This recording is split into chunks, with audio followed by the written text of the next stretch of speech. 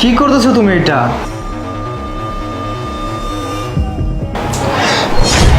আরে মা! আরে তুমি মা কাকে বলতেছো? না আসলে উনি বয়স্ক মানুষ তো, মায়ের মতো দেখা যাচ্ছিল তাই আর কি ওনাকে মা বলছি। আচ্ছা তুমি ওনার সাথে এমন করতেছো কেন? মায়ের মতো দেখতে, মা তো আর নয় তাই না? তাছাড়া এই মহিলাটাকে আমি নিয়ে আসছি, ওর সাথে আমি মজা করব তাই। মজা করবা মানে? তুমি এটা কি বলতেছো? মানেটা হচ্ছে এই বুড়িটা রেল স্টেশনে ভিক্ষা করতেছিল, একা একা বসেছিল। তো আমি ভাবলাম যে তুমি তো সারাদিন অফিসে থাকো, আমি আর কতক্ষণ টিভি দেখে ফোন টিপে সময় পার করবো বলো? আমার তো কিছুতেই সময় যাচ্ছিল না, আমার সময় পাস করার মতো কোনো মানুষই আমি পাচ্ছিলাম না। তাই এই বুড়িটাকে রেল স্টেশন থেকে তুলে নিয়ে আসলাম যে ওর সাথে আমি অনেক মজা করব, আর বাড়িতে টুকিটাকি কাজকর্ম আছে এগুলো ও করে দিবে। এর জন্য ওকে আমি নিয়ে আসছি। দাঁড়াও 1 মিনিট, একটা মজা দেখাচ্ছি। যা না বুড়ি যা, ওটা তুলে নিয়ে যা।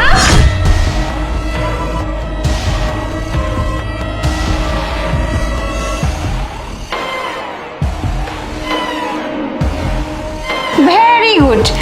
এখন তুই একটা কাজ কর, তোর নিজের গালি তোর নিজের হাত দিয়ে জোরে জোরে থাপ্পড় মার, 2 গালি। এই প্রিয়া, তুমি কি বলতেছো এসব?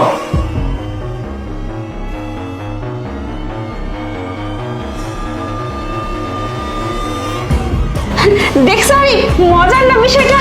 এই মহিলাটা নিজের গায়ে নিজেই থাপ্পড় মারতেছে, আমার তো খুব মজা লাগতেছে। আরিফ শোনো আরিফ, এইবার না আমি তোমাকে টাকার পাওয়ার দেখাবো। টাকা দিয়ে কি হয় শুধু তুমি দেখতে থাকো।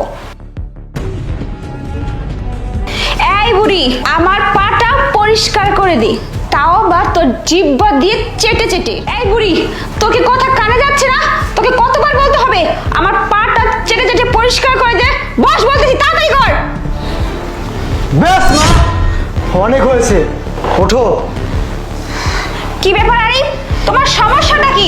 তুমি বারবার এই বুড়িটাকে কেন মা বলতেছো? কেন বলতেছি জানো? তুমি এতক্ষণ যাকে এই বাসায় ডেকে নিয়ে অপমান করতেছো না, এই বৃদ্ধ মহিলাটা, এইটাই আমার মা। কিন্তু তোমার মা তো মারা গেছে তাই না আরিফ?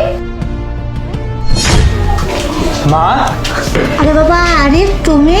হ্যাঁ, ওই যে তোমাকে যে সকালে আমি টাকা দিলাম না, ওই টাকাটা দাও তো, আমার খুব প্রয়োজন। আরে বাবা টাকাটা তুই চাচ্ছিস? শোন রে বাবা, পাশের বাড়িতে না একটা মেয়ে না খুবই অসুস্থ বাবা, আমি না সেই টাকাটা দিয়ে দিছি বাবা। কি?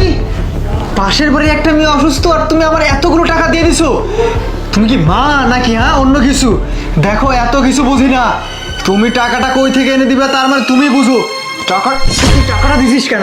টাকা কি তুই কামাই করিস না আমি কামাই করি? বাবা। টাকা কামাই করতে না মাথার ঘাম পায়ে ফেলতে হয়। তুই টাকা বলা মার থেকে বলা বলা বলা। ছি আরিফ, তোমাকে আমার তো স্বামী বলে পরিচয় দিতেই ঘৃণা করতেছে। যে সন্তান তার নিজের মাকে অস্বীকার করে, নিজের মার পরিচয় দিতে লজ্জা বোধ করে, সেই পুরুষ আবার কেমন পুরুষ? সে সন্তান আবার কেমন সন্তান? হ্যাঁ, তোমার মা রাস্তায় রাস্তায় ভিক্ষা করতেছে, তোমার মা রাস্তায় রাস্তায় পড়ে আছে, অথচ তুমি এমন সন্তান, তোমার মায়ের একটা খোঁজ নেওয়ার প্রয়োজন বোধ করনি তুমি। হ্যাঁ, তুমি কেমন সন্তান যে মায়ের কষ্টে তোমার বুক কাঁপে না? তুমি তোমার নিজের মাকে দেখাশোনা করো না, তাকে রাস্তায় ফেলে রাখছো। আমি তোমাকে একটা শিক্ষা দেওয়ার জন্য এই নাটকটা সাজিয়েছিলাম। আমি জানতাম যে উনি তোমার মা, এর জন্যই ওনাকে আমি রাস্তা থেকে তুলে আমার বাড়িতে নিয়ে আসছি, আর তোমাকে বোঝাতে চেয়েছি যে আসলে মায়ের দুঃখ কষ্ট হলে তুমি একটা সন্তানের কেমন লাগা উচিত।